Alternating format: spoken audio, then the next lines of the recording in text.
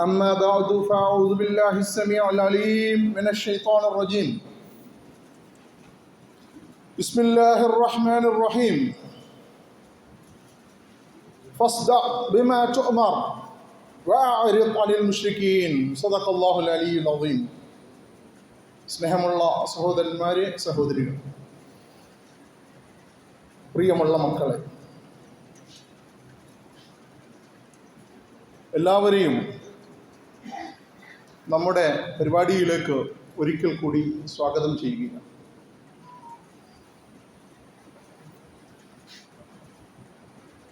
സൂറത്തുൽ ഹിജ്റിൻ്റെ അവസാന ഭാഗത്തെ ഒരായത്ത് ഓതിയപ്പോൾ അതിലുള്ള ഒരു വിപ്ലവാത്മകത നിങ്ങളുമായി പങ്കുവെക്കണം എന്ന് തോന്നി.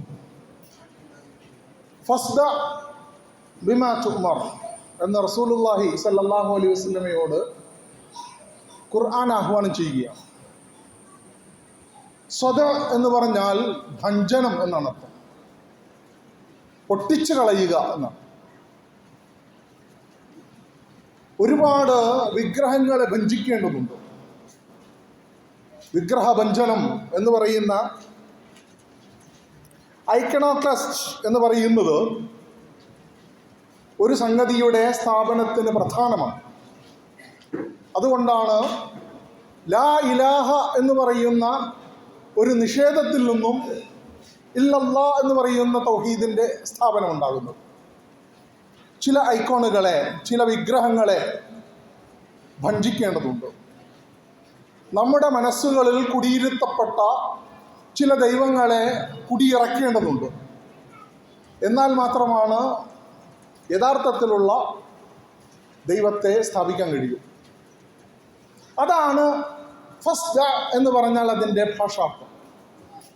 പ്രവാചക സല്ലല്ലാഹു അലൈഹി വസല്ലമയോടാണ് പറയുന്നത്, താങ്കളോട് കൽപ്പിക്കപ്പെട്ടത് നിശബ്ദതയെ ഭേദിക്കുമാർ ഉച്ചത്തിൽ താങ്കൾ പ്രഖ്യാപിക്കുക എന്നാണ് പറഞ്ഞതിൻ്റെ. താങ്കൾ മനസ്സിലാക്കിയ സത്യം താങ്കളുടെ കുടുംബത്തിൽ ഒതുങ്ങേണ്ടതല്ല, താങ്കളുടെ സഹപ്രവർത്തകരിലും ഒതുങ്ങേണ്ടതല്ല. അത് ഈ പ്രപഞ്ചം ഏറ്റെടുക്കണം. ഫസ്ദ, അങ്ങനെ ഉറക്കെ പ്രഖ്യാപിക്കുക. അലിൻ, ധൈര്യപൂർവം പ്രഖ്യാപിക്കുക. വഅരിദ് അനിൽ മുശ്രിക്കീൻ, ഇസ്ലാമിക പ്രബോധകർക്ക്, പ്രവർത്തകർക്ക്, സത്യവിശ്വാസികൾക്ക് രണ്ട് വൈരുദ്ധ്യം, രണ്ട് വ്യത്യസ്തമായ നിലപാടുകൾ ഒരേ ആയത്തിൽ പഠിപ്പിക്കുകയാണ്. ഒന്ന് പ്രഖ്യാപനത്തിൻ്റെതാണ്, മറ്റൊന്ന് പരിഗണിക്കാതിരിക്കുന്നതിൻ്റെ അരിദ് എന്ന. ഒരു വിശ്വാസി രണ്ടും പഠിക്കേണ്ടതുണ്ട്. ഒന്ന് പ്രഖ്യാപിക്കാനുള്ള ചങ്കൂറ്റം, പഠിച്ച സത്യം, മനസ്സിലാക്കിയ സത്യം നിശബ്ദതയെ ഭേദിക്കുമാർ ഉച്ചത്തിൽ പ്രഖ്യാപിക്കുക. അവിടെ ചില വിഗ്രഹങ്ങളെ ഭഞ്ജിക്കേണ്ടി വരും, ചില എസ്റ്റാബ്ലിഷ്മെൻറ്റുകൾക്കെതിരെ യുദ്ധം ചെയ്യേണ്ടി വരും,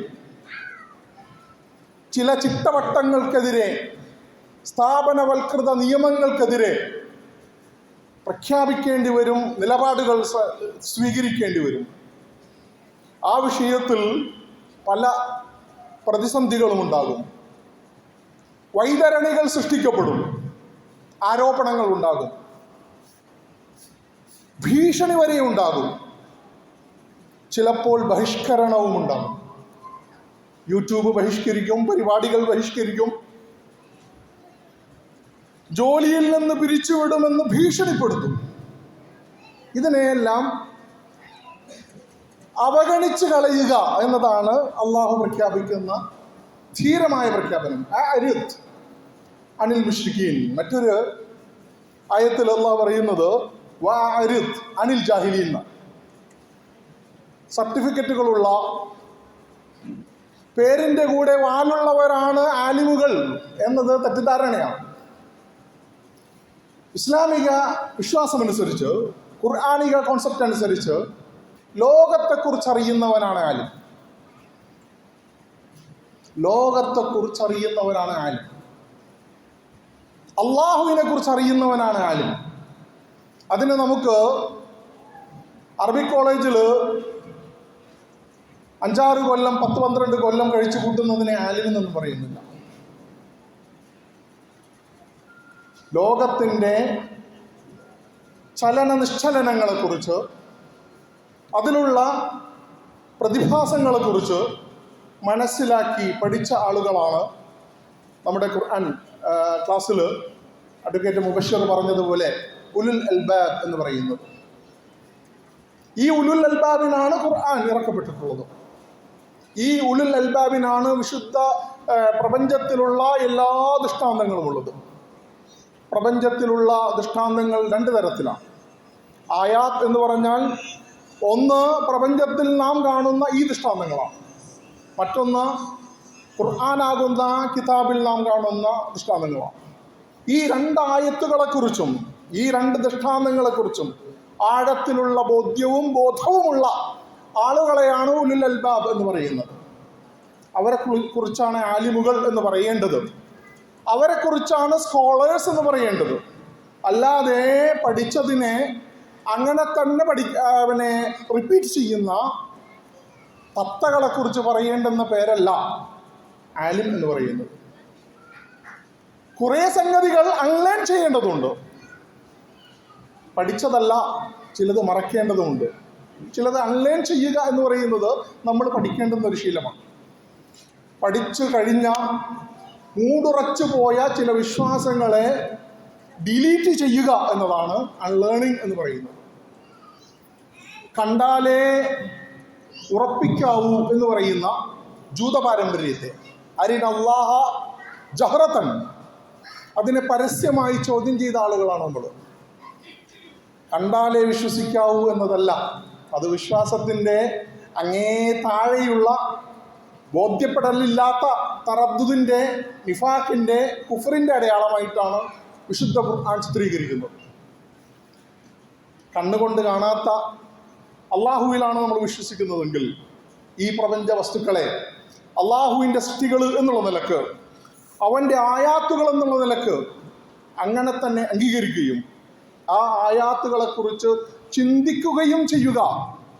അഫലാ യതദബ്ബറൂനൽ ഖുർആൻ അം അലാ ഖുലൂബിൻ അഖ്ഫാലുഹാ, അവരുടെ ഹൃദയങ്ങളിൽ എന്താ കൂട്ടുണ്ടോ എന്ന് പറഞ്ഞില്ലേ. സംഘടന നിർദ്ദേശിക്കുന്ന ആയത്തുകൾ മാത്രം പഠിക്കുന്നത് കൊണ്ടാണ് പലപ്പോഴും നമുക്ക് പള്ളികൾ പോലും അവരുടെ മെമ്പറുകൾ കേട്ടാൽ, അവിടുത്തെ ഒരായത്ത് കേട്ടാൽ തിരിയും അത് ഏത് പള്ളി, ഏത് പ്രസ്ഥാനത്തിൻ്റെ പള്ളിയാണെന്ന്. അലാ ഇന്ന ഔലിയാ അല്ലാഹി ലാ ഖൗഫുൻ അലൈഹിം വലാ ഹും യഹ്സനൂൻ. അവിടെ നോട്ടീസൊന്നും വേണ്ട, നമുക്ക് ഉസ്താദ് ഓതിയ ആയത്ത് കേട്ടാൽ തന്നെ തിരിയും അത് ഏത് പള്ളിയാണെന്ന്. ഉദ്ഖുലൂ ഫിസ്സിൽമി കാഫ എന്ന് മിമ്പറിൽ കേട്ടാൽ നമുക്ക് തിരിയും ഇന്ന് ആ മിമ്പർ, ആ പള്ളി ആരുടേതാണെന്ന്. ഇന്നൽ മസാജിദ ലില്ലാഹ് ഫലാ തദ്ഉ മഅല്ലാഹി അഹദ. ഈ ആയത്ത് കേട്ടാൽ പള്ളി ഏത് ഗ്രൂപ്പിൻ്റെതാണെന്ന് തിരിയില്ല, ഏത് ചിന്താധാരയുടേതാണെന്ന് തിരിയും. ഇങ്ങനെ ഖുർആനിനെ പല കഷ്ണങ്ങളാക്കി, വജഅലുൽ ഖുർആന ഇളീൻ, ഖുർആനിനെ പല കഷ്ണങ്ങളാക്കി അവർക്ക് വേണ്ടതുമായി തൃപ്തിപ്പെട്ട് ജീവിച്ചു പോരുകയാണ് മുസ്ലിം സമുദായം. വിശുദ്ധ ഖുർആനിനെ അഗണ്യകോടിയിൽ തള്ളിയ ഒരു വിഭാഗത്തെക്കുറിച്ച് പരലോകത്ത് അള്ളാന്റെ റസൂൽ പരിതപിക്കുന്ന ഒരു രംഗം ചിത്രീകരിക്കുന്നുണ്ട് സൂറത്തുൽ ഫുർഖാനിൽ. ഇന്ന ഖൗമി ഇത്തഖദൂ ഹാദൽ ഖുർആന മഹ്ജൂറാ. ജീവിതത്തിൻ്റെ എല്ലാ സന്ധികളിലും വെളിച്ചമാകേണ്ടുന്ന ഖുർആനിനെ കഷ്ണം കഷ്ണമാക്കി അഗണ്യകോടിയിൽ തള്ളിയ എൻ്റെ സമൂഹം എന്ന് പറഞ്ഞുകൊണ്ട് എൻ്റെ സമുദായത്തിലെ, ഉമ്മത്തിലെ ആളുകളെ കാണിക്കുന്ന ഒരു രംഗം അല്ലാഹു സുബ്ഹാനഹു വ തആല നമ്മെ രക്ഷിക്കുമാറാകട്ടെ. വിശുദ്ധ ഖുർആനിലെ ചില ആയത്തുകളുണ്ട്, അതിനെ പൂർണ്ണമായും ഉൾക്കൊള്ളുവാൻ സമുദായത്തിലെ മുഖ്യധാരാ പ്രസ്ഥാനങ്ങൾക്കായിട്ടില്ല. മുഖ്യധാരാ പ്രസ്ഥാനങ്ങൾ കരുതുന്നത് കോഴിക്കോട് നിന്ന് നിയന്ത്രിച്ചാൽ ഇന്ത്യ മുഴുവൻ നിയന്ത്രിക്കപ്പെടുമെന്നാണ്. കോഴിക്കോട് നിന്ന് നിയന്ത്രിച്ചാൽ കുറ്റിപ്പുറമ്പാലത്തിൻ്റെ അപ്പുറത്ത് നിയന്ത്രിക്കപ്പെടില്ല എന്നതിൻ്റെ ഏറ്റവും വലിയ തെളിവായിരുന്നു കഴിഞ്ഞ ആഴ്ച തിരുവനന്തപുരത്ത് നടന്ന ജനകീയ മാർച്ച്. മുഖ്യധാര സംഘടനകൾക്ക് വേരുകളുണ്ട്, ശരിയാണ്, സത്യമാണ്, മെമ്പർമാരുണ്ട്.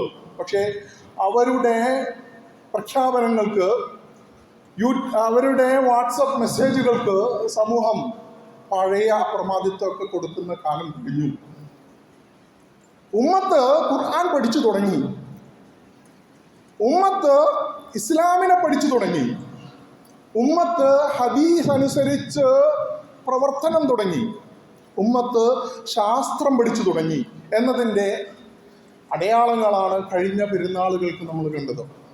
കഴിഞ്ഞ പെരുന്നാളുകൾക്ക് സമുദായത്തിൻ്റെ പെരുന്നാളിൽ പങ്കെടുത്തതിനേക്കാൾ അൽഹംദുലില്ലാ നമ്മുടെ പെരുന്നാളിന് ആലുവ ഈദ്ഗാഹിൽ ആൾ പങ്കെടുത്തിട്ടുണ്ട്.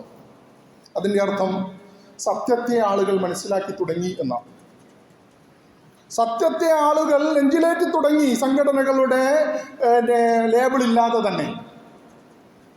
ഖുർആനിൽ ലിന്നാസ് എന്ന് പറഞ്ഞുകൊണ്ട് കുറേ ആയത്തുകളുണ്ട്. ഈ ലിന്നാസ് പറയുന്ന ആളുകളുടെ അവരുടെ പ്രൊജക്റ്റിംഗ് കേട്ടാൽ തിരിയാം അവരുടെ സംഘടന ഏതാണ്.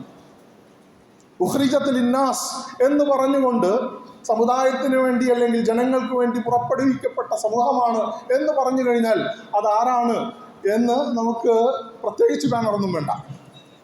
കാഫത്തൻ ലിന്നാസി ബശീറൻ വനദീറ, പ്രവാചകൻ സല്ലല്ലാഹു അലൈഹി വസല്ലമയുടെ ദൗത്യത്തിൽ ഊന്നിക്കൊണ്ട് അങ്ങനെ ഒരു ജനകീയത പറയുകയാണെങ്കിൽ, മാനവികത പറയുകയാണെങ്കിൽ നമുക്ക് പ്രത്യേകിച്ച് അവരുടെ പേരോ ഹിസ്റ്ററിയോ പ്രൊഫൈലൊന്നും ചെക്ക് ചെയ്യേണ്ടതില്ല. ഇനി അവർ ഹുദൻ ലിന്നാസ് ആണ് പറയുന്നതെങ്കിൽ അവർ ദൈവിക മാർഗത്തിൽ പുറപ്പെട്ട നല്ല നിഷ്കളങ്കരായ പ്രബോധകന്മാരാണ് എന്ന് മനസ്സിലാക്കാം. അതിന് നമുക്ക് സംഘടനയുടെയോ പേരൊന്നും ആവശ്യമില്ല. പക്ഷേ ഈ ലിന്നാസ് അവിടെ ഒന്നും കൊണ്ട് അവസാനിക്കുന്നില്ലല്ലോ. ഖുർആൻ ലിന്നാസ് എന്ന് പറഞ്ഞതിൽ വേറൊരു ലിന്നാസ് കൂടി ഉണ്ടല്ലോ. അതെന്തുകൊണ്ട് നമ്മൾ പഠിക്കാതെ പോകുന്നു, അല്ലെങ്കിൽ നമ്മുടെ സിലബസിലൊന്നും വരാതെ പോകുന്നു, നമ്മുടെ സർക്കുലറുകളിൽ വരാതെ പോകുന്നു? മവാഖീത്തുൽ ലിന്നാസ് എന്ന് പറഞ്ഞാൽ ജനങ്ങൾക്ക് വേണ്ടിയുള്ള ഒരു സമയക്രമം, ജനങ്ങൾക്ക് വേണ്ടിയുള്ള ഒരു കലണ്ടർ, അതിനെക്കുറിച്ച് ആരുമൊന്നും പറയാത്തത്. അപ്പോൾ ഖുർആനിൽ അവർക്ക് വേണ്ടതിനെ സ്വീകരിക്കുക എന്ന് പറയുന്ന അള്ളാന്റെ റസൂൽ പരലോകത്ത് സമുദായത്തെക്കുറിച്ച് വ്യഥപൂണ്ടുന്ന ഒരേ വിഷയം ഖുർആനിനെ കണ്ടമാക്കുക, കഷ്ണമാക്കുക എന്നതാണ്. ഖുർആൻ സമഗ്രമാണ്, സമ്പൂർണമാണ് എന്ന് പറയുന്ന ആളുകൾക്ക് പോലും മാസപ്പിറവി എന്ന് പറഞ്ഞു കേട്ടാൽ ഉടനെ തന്നെ മാസമുറയാണ് ഓർമ്മ വരുന്നത്. ഒരു വളരെ പ്രമുഖനായ ഇസ്ലാമിക പ്രബോധകൻ നമ്മളോട് പറഞ്ഞു, എന്താ മാസമുറ? കേട്ടിട്ട് പോലുമില്ല, പഠിക്കാൻ പോലും തയ്യാറല്ല. വമിൻ അജബിൽ അശ്യാഇ അന്നക ലാ തദ്രി ബിഅന്നക ലാ തദ്രി. ജഹലിനെ കുറിച്ച് പഠിപ്പിക്കുമ്പോൾ മന്ദിക്കൻ്റെ ക്ലാസ്സിൽ പണ്ട് ഉസ്താദ് പറഞ്ഞത് ഓർമ്മയുണ്ട്. ജഹൽ 3 തരത്തിലാണ്, വിവരക്കേട് 3 തരത്തിലാണ്. ജഹൽ ബസീത്ത്, ചില കാര്യങ്ങൾ സൾഫ്യൂരിക് ആസിഡും നൈട്രോജനും കൂടിയാൽ എന്താണ് ഉണ്ടാകുന്നതെന്ന് ഞാൻ പറയേണ്ടതില്ല, എനിക്ക് അറിയേണ്ട ആവശ്യമില്ല. അതിന് ജഹൽ ബസീത്ത് എന്നാണ് പറയുക. ചില കാര്യങ്ങൾ എല്ലാവരും അറിയേണ്ടതൊന്നുമില്ല. പിന്നൊന്നുള്ളത് ജഹൽ മുത്ലഖാണ്, ഒന്നും അറിയാത്ത അവസ്ഥ, അൺപട്സ്, അങ്കൂട്ടാച്ചപ്പ, അവരും ഭൂമിയിൽ ഒരുപാടുണ്ട്. മറ്റൊന്നുള്ളത് ജഹൽ മുറക്കബാണ്, അറിയില്ല എന്നതുപോലും അറിയാത്ത അവസ്ഥ, അറിയില്ല എന്നതുപോലും അറിയാത്ത അവസ്ഥ. ചന്ദ്രൻ എപ്പോഴാണ് പിറക്കുന്നത്, അതെപ്പോഴാണ് വിസിബിൾ ആകുന്നത്, അതെപ്പോഴാണ് ഉദിക്കുന്നത്, ഇതൊന്നും സമുദായത്തിലെ നമ്മൾ ഈ പറഞ്ഞ ആലിമുകൾക്കൊന്നും അറിയില്ല. അതിന് ഇൽമു വേണം. ഖുർആൻ പറഞ്ഞ ഇൽമു വേണം, ഖുർആൻ പറഞ്ഞ തദബ്ബുർ വേണം, ഖുർആൻ പറഞ്ഞ തഫക്കുർ വേണം. അതുകൊണ്ട് തന്നെ ഈ എണ്ണത്തിൽ കുറവാണെങ്കിലും ഖലീലു കലാ യുഖാലു ലഹു ഖലീലു ഖലീലു മിൻക യക്ഫീനി വലാകിൻ ഖലീലു കലാ യുഖാലു ലഹു ഖലീലു. ഇത് കേരളത്തിലുള്ള ക്രീമാണ് ഇവിടെ ഒരുമിച്ച് കൂടിയിട്ടുള്ളത്. എണ്ണത്തിൽ വളരെ പരിമിതമാണെങ്കിലും വണ്ണത്തിൽ, ക്വാളിറ്റിയിൽ നന്മയുള്ള, ഹൃദയത്തിൽ ഇഖ്ലാസുള്ള ഒരു ചെറിയ വിഭാഗത്തിൻ്റെ ഒരൊത്തുചേരലാണ്. അള്ളാഹുവിൻ്റെ അനുഗ്രഹങ്ങൾ ഉണ്ടാകും. വിശുദ്ധ ഖുർആനിനെ കുറിച്ച് ചർച്ച ചെയ്യപ്പെടുന്ന സദസ്സുകളിലെല്ലാം അള്ളാഹിൻ്റെ സക്കീനത്ത്, ശാന്തി ഇറങ്ങും എന്നാണ്. അള്ളാഹുവിൻ്റെ ശാന്തി ഇറങ്ങുന്ന ഒരിടമായി, ഒരു സദസ്സായി, ഒരു മജ്ലിസായി അള്ളാഹു സുബ്ഹാനഹു വ തആല ഈ മജ്ലിസിനെ കബൂൽ ചെയ്യുമാറാകട്ടെ. നമ്മുടെ ഈ ഒരുമിച്ച് കൂടലിനെ അള്ളാഹു സ്വീകരിക്കുമാറാകട്ടെ. നമ്മുടെ എളിയ ക്ഷണം സ്വീകരിച്ച് ഇവിടെ എത്തിയ എല്ലാ സഹോദരി സഹോദരന്മാർക്കും അള്ളാഹു അവരുദ്ദേശിച്ച നിയ്യത്തുകളെ ഹാസിലാക്കി കൊടുക്കുമാറാകട്ടെ. അഖൂലു ഖൗലി ഹാദാ വഅസ്തഗ്ഫിറുല്ലാഹ ലീ വലക്കും ولسائر المسلمين من كل ذنب فاستغفروه إنه هو الغفور الرحيم. وآخر دعوانا أن الحمد لله رب العالمين.